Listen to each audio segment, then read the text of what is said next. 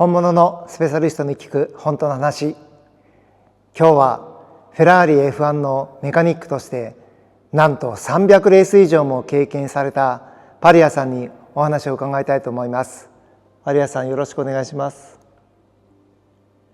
まずパリアさんがスクデリア・フェラーリに入られた当時のことをお話ししていただければと思います。Io ho iniziato a lavorare in Ferrari nel 1978.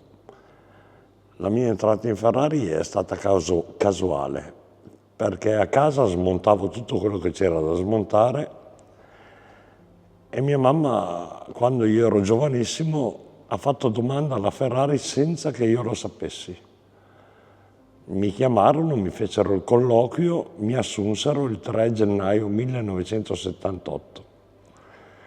Mi misero in un reparto a fare motori, facevo motori del Dino 206 che era fornito a Minardi e Trivellato che in quegli anni correvano in Formula 2.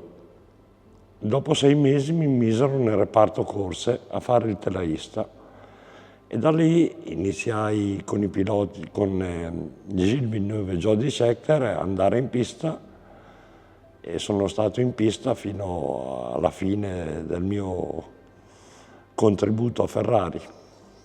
Io ho iniziato a lavorare giovanissimo in Ferrari, avevo 17 anni.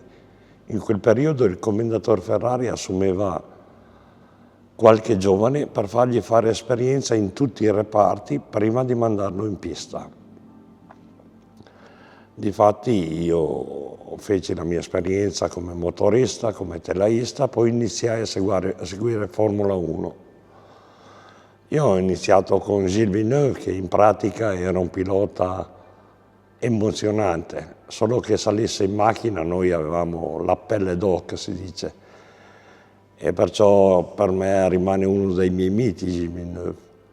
Chiaramente ho avuto la fortuna di fare il lavoro che era anche la mia passione, perciò non mi pesavano gli orari di lavoro, lo stipendio, non mi pesava niente, per me era sempre qualcosa di bello, finché purtroppo in pista assistetti all'incidente di Gilles Villeneuve e lì per me fu una grossissima botta emotiva. Pensai addirittura di smettere di andare in pista perché non pensavo di soffrire così per un incidente.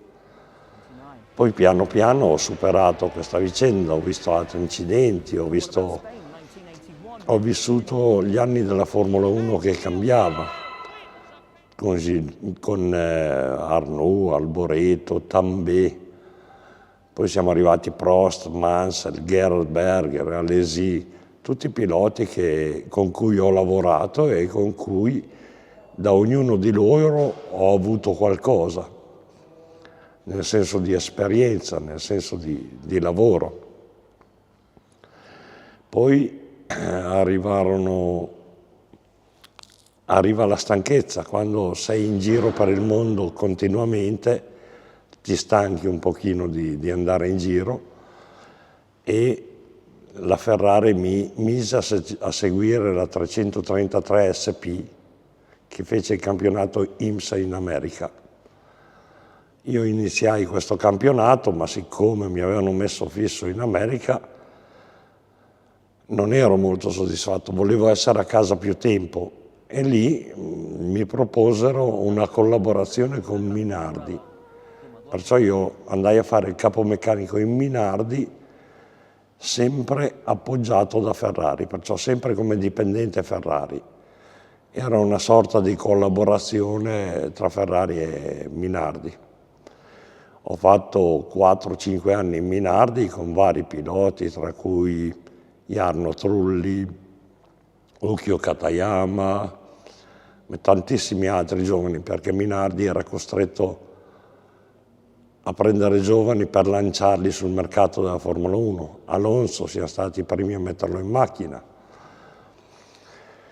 E a un certo punto Minardi iniziò a cambiare proprietà, Ferrari mi richiamò, mi disse non puoi più stare là perché la proprietà non è nelle nostre corde.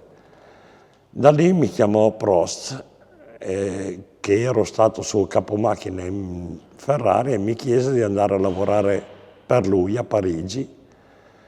E Prost in quegli anni naturalmente aveva motore e cambio Ferrari di Formula 1.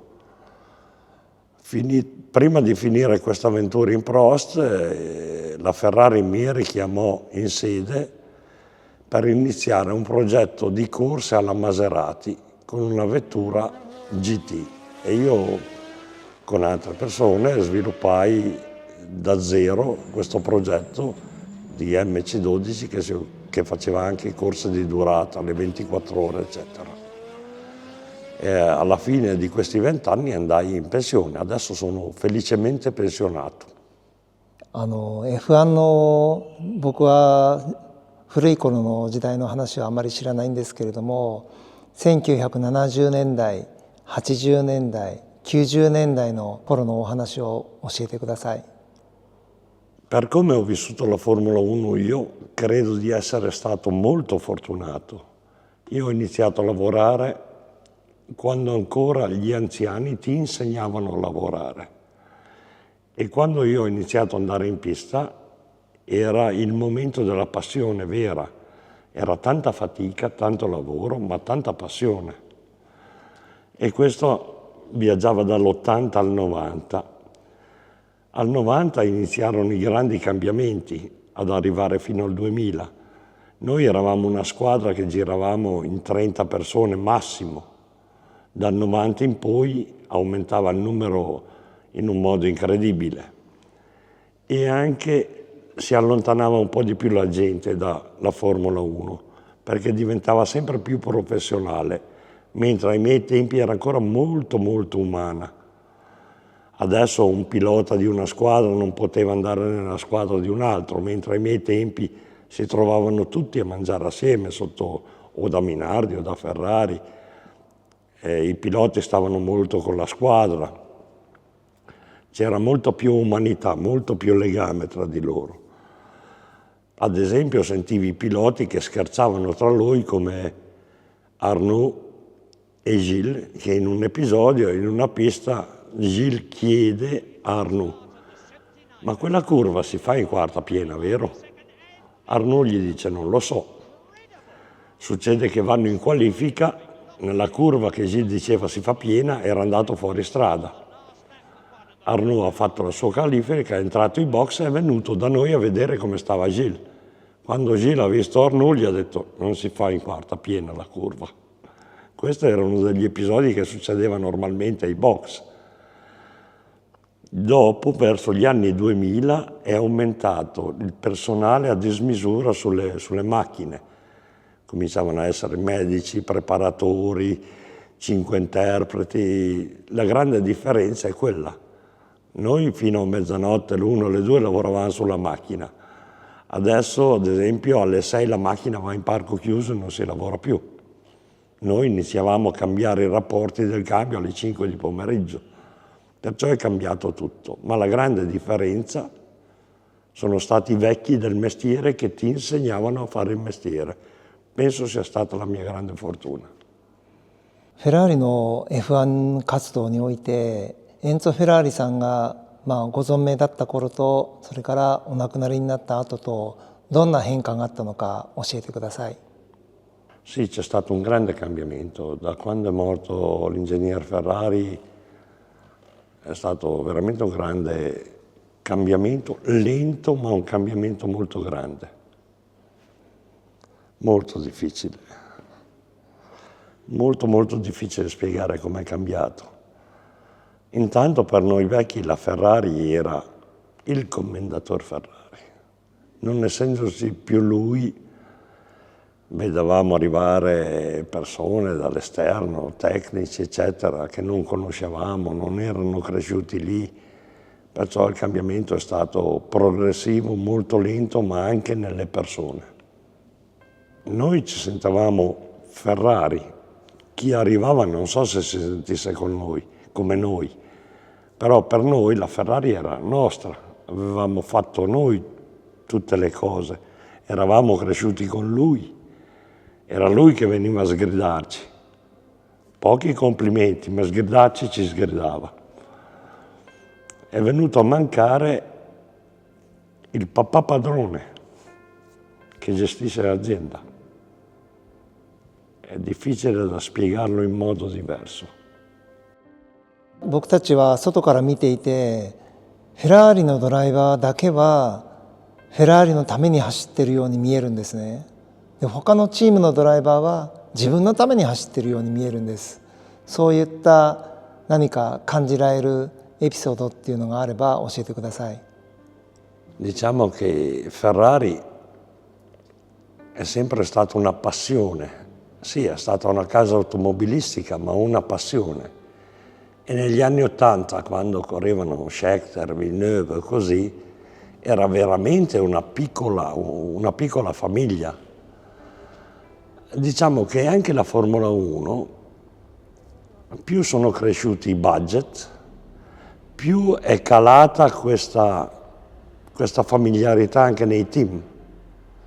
Sono arrivati a un punto che i piloti sembrano quasi mercenari, si vendono al miglior offerente. Però un'altra cosa che io ricordo del commendator Ferrari era che lui diceva: ricordatevi, la prima donna non è il pilota, è la macchina. La cosa più importante a quei tempi era la Coppa Costruttori, perciò i piloti come intento dovevano aiutare a arrivare il costruttore a vincere la Coppa Costruttori, che era anche un'entrata economica. Adesso sembra sia più importante il campionato pilota che quello costruttore, ma non dovrebbe essere così. Ed ecco perché il commendatore Ferrari ci diceva: la macchina è la prima donna di tutto il gioco. じゃあ最後にエンツォ・フェラーリさんとの思い出を何かお聞かせください。 Enzo Ferrari era una persona che incuteva una certa, faceva ombra, cioè era una persona abbastanza ruvida, dura, però aveva il grande potere di capire chi si impegnava e chi non si impegnava.